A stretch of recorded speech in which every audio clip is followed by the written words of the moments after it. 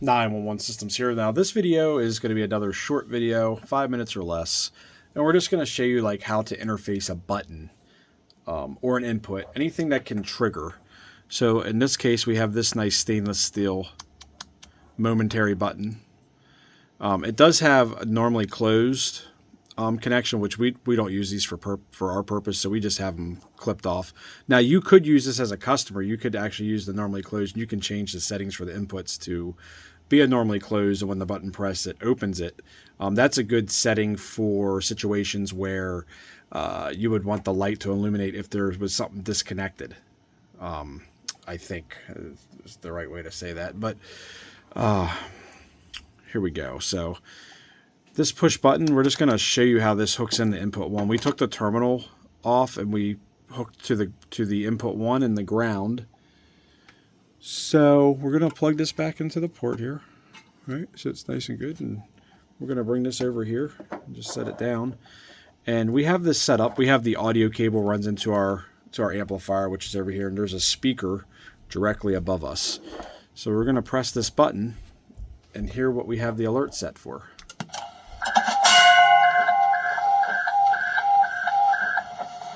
In-house emergency reported. So you could hear the Ladder 49 theme played, and then the announcement saying there was an in-house emergency reported. So obviously you don't have to play those audios. You can set it to play any audio you want. But you notice when you press and hold the button, the input stays on. When you release it, the light goes off.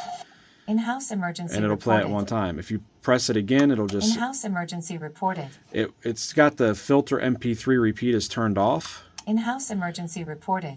So what it's doing is it's not repeating that first alert audio from the audio file 1, because there are 2 different audio files that can play.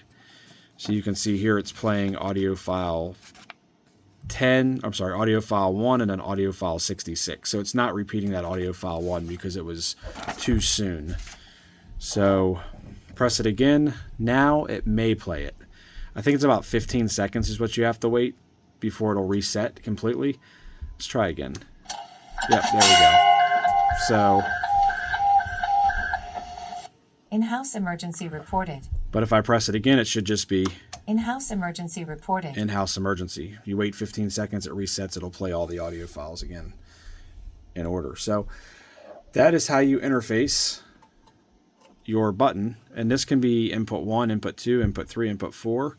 You could even interface this into the pager input, which would be the 9 o'clock and the 6 o'clock pins on there. So